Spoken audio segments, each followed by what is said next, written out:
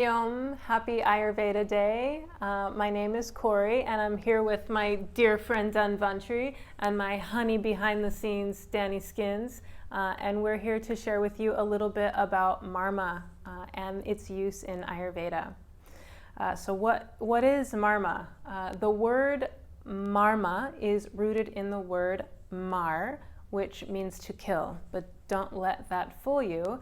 That's only because Marma originated its use in Vedic times for martial artists or warriors, and they learned these points in order to cause injury to their opponents, but they were quickly realized that that same application could be used to help them recover from injury. So they're often known as secret or hidden points. They're referred to as delicate points on the surface of the skin that help to open the flow of intelligence and prana throughout the body. So some of the ways that we can think about Marma points is that they're actually just really small chakras, very similar to the Muladhara, Svadhisthana, Manipura, all of those major 7 chakras that most of us are aware of are Marma points. And Marma points are basically anywhere where there's an intersection of nadis. And nadis are the energetic lines that run throughout the whole body. There are many, many, many, many of them. And often I like to use the example of electricity lines that we see on the streets. And there's a pole that has a convergence where many of those lines come together, and that's very similar to the Marma points. So depending on the size of the Marma points directly correlates to how many nadis are intersecting at that point. So if you're familiar, maybe you're not, but the belly button is known as Nabhi. This is also a major chakra where we consider that there's 72,000, all 72,000 nadis converge at this point. So that's one of our most major Marma points. And some of the other smaller ones all throughout the body just have fewer lines crossing. So these Marma points are known as psychological intersections of the body, mind, and spirit complex. And they can also be used as diagnostic indicators to help us understand if there's a dysfunction with any organ or system in the body. And they're also considered vortices into the bioelectrical magnetic field of the body. So a little bit more about the history before we go further, and that's sort of the transition from being used in martial arts to being used in therapy. But one of the oldest references that we see about Marma points comes from the Rig Veda, and it's actually a story of Indra defeating a demon god by striking him between the shoulder blades at some very vital Marma points.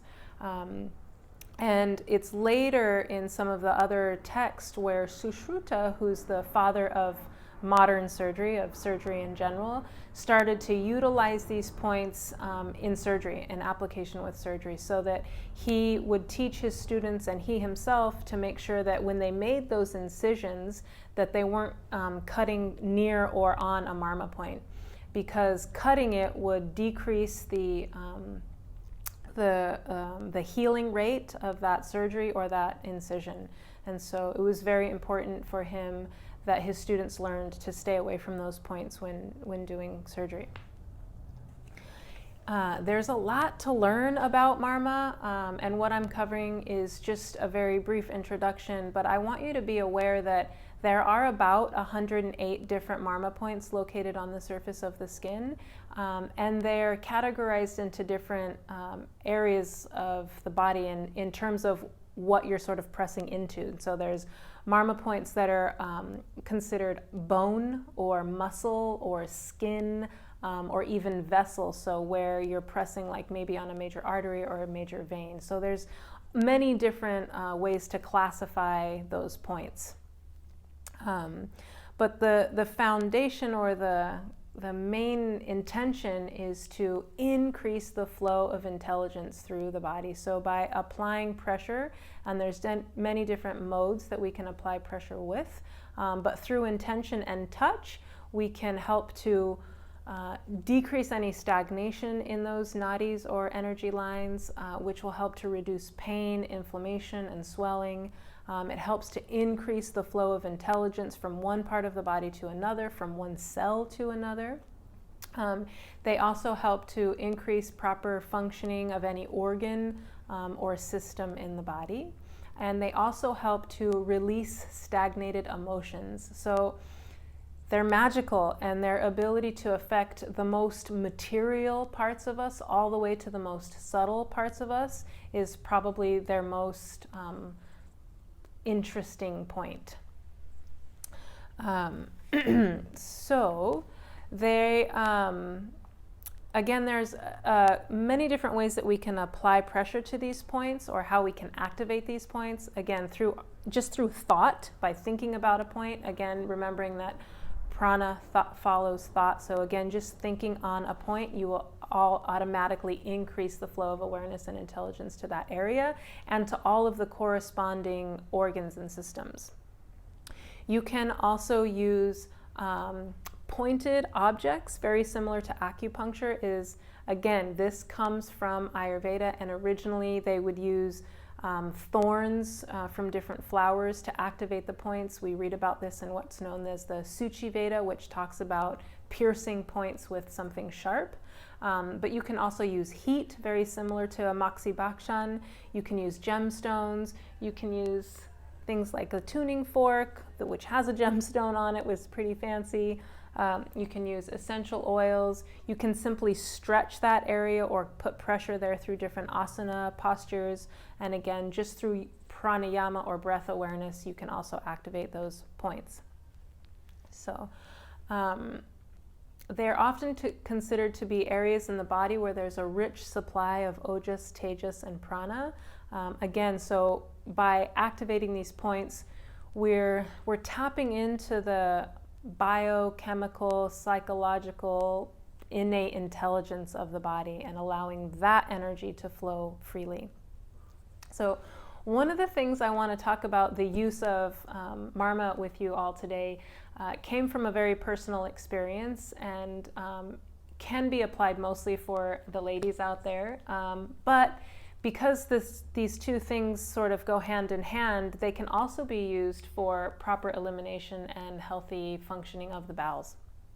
So I want to talk to you just a little bit about how we can help to cause pressure to a few specific points on the body to help the downward energy in the body flow freely and evenly, so that either when we're menstruating or when we're trying to have a bowel movement, that energy can flow freely without any impediments, so that we get full and proper elimination of menstrual fluid or fecal matter. It wouldn't be Ayurveda Day if we weren't in some way talking about digestion. So these points are very helpful for the proper digestion, assimilation, and elimination of fecal matter. So first, I just want to talk to you about, with regards to having a proper and healthy bowel movement, and even ladies for having a very healthy menstrual cycle, we're often positioning ourselves in a way that's not optimal for the body to allow those energies to be eliminated. So for one, when we sit on a normal Western toilet, we're sitting in a very kinked way where we've got a 90-degree angle in most of the joints, where we want to get less, more of like a 30-degree angle is what we're looking for in some of our joints, so that we properly position the body for, again, that comfortable release of energy. The other thing is to bring awareness to whatever activity you're engaging in, whether it's eating or writing or sleeping or having a bowel movement, that we want to have our energy and focus on that task. And then we'll talk about a few points that can help to facilitate that. So keep in mind that this is useful, again, I keep repeating this, but both for comfortable menstrual cycles. So if you're having any cramping, or if you have just difficult flow or heavy flow, sitting on your toilet in the same position that you would to have a bowel movement is very helpful for a comfortable release of menstrual fluid. And again, I said this came from a personal experience, and that was just sort of like an aha moment, sitting on the toilet and realizing that the position that I was in and the points that my body was naturally sort of leading me to press or breathe on was very helpful for that proper elimination. So those points are Adipati, which is at the very top of the head. It's considered to be at the midline between the two parietal bones, and it's probably the easiest of all of the Marma points to find. It's by taking the base of your wrist and placing it on the eyebrow and reaching back to the very center top of your head. This is Adipati. And Adi means first, Patti means father, and this is considered to be the father or master of all the Marma in the body. So it's important that this Marma be addressed, thought of, breathed on, or touched first when doing any kind of Marma therapy, because it really helps to activate everybody else. It's like a roll call, just letting everybody know, get ready, everybody pay attention, be present, we're gonna heal now. And so this Marma point, Adipati, is also called Mordney, which Dr. Ladd will often use the phrase muhuhu, muhuhu, and that means moment to moment awareness. So by putting pressure to this point, we automatically bring about a sense of awareness to the moment and to the task at hand. So again, all of the points that we're going to talk about, there's about 10 of them. They all help to increase the flow of Apana-vayu, which helps to take energy down and out of the body. Not vital energy that we need for engaging in life, but these energies that help to move the fecal matter, even urination, menstrual fluid, even labor and delivery of your baby. These are all points that would be helpful there. I do just want to say just a moment of caution that these points should not be touched if you're pregnant, only in labor. So hold off on using them until you're actually in labor. Otherwise, to all the pregnant moms out there, you don't want to use these points until that moment arises. Okay, the next one is Ajna, which is also a very popular and well-known chakra, but this is the seat of your intuition, and it's located sort of right between the eyebrows. And this is connected to the pituitary gland. And so by activating both the pineal and the pituitary gland, we start to activate and harmonize all of the hormone functions in the body. Basically, all functions in the body start to be balanced and harmonized and working at their proper and optimal function. The next one that we're going to go to is sort of working down the body is going to be the Ongusta Mula, which is here between the thumb and the index finger. And this is often considered the most Apana-vayu activating point in the body. Again, pregnant ladies, stay away from this point. But otherwise, you can gently press this point to help ease and soften, relax all of the muscles of the digestive system and all of the muscles of the reproductive system, and even those accessory digestive organs like the liver, spleen, and gallbladder. And moving a little bit further down, we're then going to come to what we call the Nabhi Points. And the main one is right in your belly button. Again, very popular chakra where all 72,000 nadis converge. So by making this position with your finger, you can simply press into your belly button and take a few deep breaths. And this helps to harmonize and activate all of the functions of the small intestines, the stomach, and the large intestines. And then moving even a little bit further down, we would then go to Gufa, which is here at the ankle on the medial and lateral sides of the ankle. And again, Apana-vayu activating, so helps to bring energy down. Gufa also helps to improve circulation of fluids and nutrients throughout the body, which is just important for us to get the proper assimilation of those nutrients that we're eating. And then finally, at the very bottom would be Pada Chipra, and this point is located where the nail bed meets the toe. And by causing a little bit of pressure to that point, again, we activate the Apanavayu energy in the body. So now I would like to just take you through a little self-sequence so that you can help take this healing back into your own hands and do a little touch therapy on yourself. It wouldn't be Ayurveda Day if somebody didn't take you into the bathroom.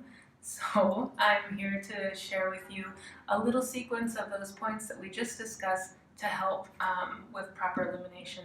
And maybe you'll even be inspired to take this with you on one of those days that you're feeling a little bit more constipated or just needing to increase comfortable, easeful flow of menstrual fluid or bowel movement, whichever it is that you're needing. These will work. So the first thing, as we mentioned, is to get some kind of lift, right? We don't want to be sitting in this very awkward, kinked position.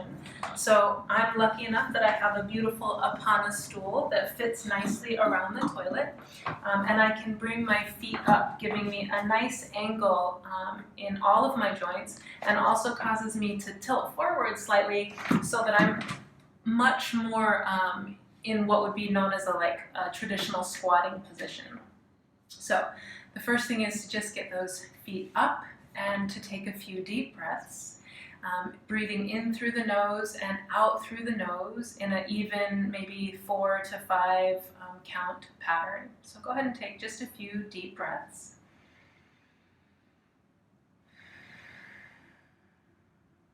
Just let the energy settle. Even your morning bowel movement shouldn't be rushed. Everything should be performed with awareness.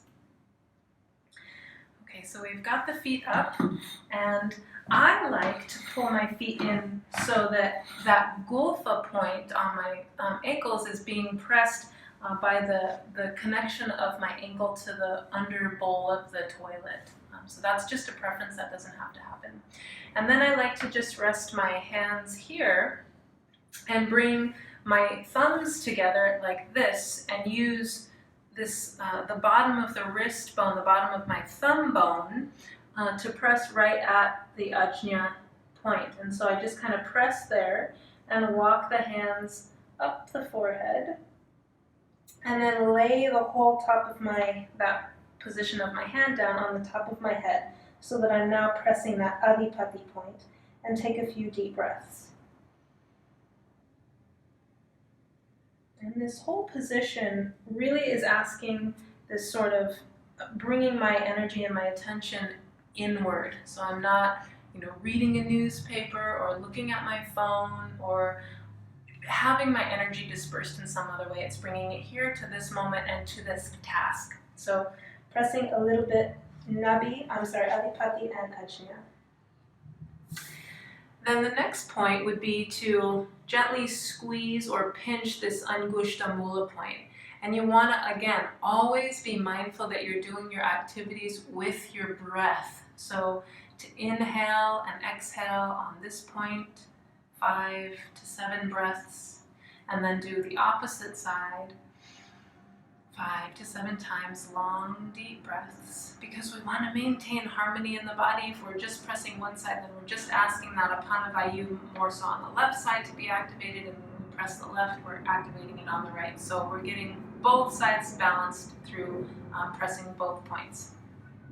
So from there, then we would move to just gently, you can either press these Nabhi points, but really through the connection of that deep breathing, and allowing the exhale to be nice and long. The connection between the thighs and the belly is really, really nice because they get supported. All of those digestive organs or the organs of the reproductive system are being supported with the thighs. And there's another point on the top of the thighs that helps to also bring energy down and ground you into the body. So just leaning forward and breathing deeply and allowing the belly to make some contact with the legs. You can also bring your arms inside and lean forward. And this, again, is like just giving yourself a gentle abdominal Marma pressure to all of those Nabhi points. and they all help to activate the whole digestive system. And again, the liver, spleen, and gallbladder are also getting a bit of pressure. So just sitting with the arms stacked and lean forward slightly. And again, we want to take 5 to 7 deep, slow breaths. Great. And then finally, we can come down and just with the hands on the outside and put a little pressure inwards, we can activate the Gufa Points on the back of the ankle to help further to bring that energy down. You're sort of gently, with each point, asking the energy to come further and further and further down the body so that you're getting nice and easeful elimination. And then finally, if you have a stool, you've got your feet up here and you can gently reach over and squeeze the toe, the big toe at the base of your nail bed to activate Putta, or I'm sorry, Kshipra Marma. Putta Kshipra. And this again helps to bring energy down into the body. It helps to bring you into the moment. So if you tend to be wandering in thought when you have your bowel movement, this will help to bring your awareness into this time and space, and again further activate that Apana Vayu down. If you're just sitting with your feet sort of dangling off, you're not getting pressure to the bottoms of the feet, which is also very helpful in having a comfortable and healthy bowel movement. So I hope this little sequence is helpful. Even if you just remember one of those points, I believe it will help to assist proper, happy, full elimination of the bowels and even easeful menstrual cycles. I want to say thank you for tuning in and giving your heart or opening your heart to Ayurveda. It has so much to share and so much to bring to the world. Thank you, thank you, thank you for joining us. I hope to see you. If you have any questions on Marma or any of the topics that I've covered in this talk, please feel free to reach out and contact me. I would be happy to talk more. Namaste.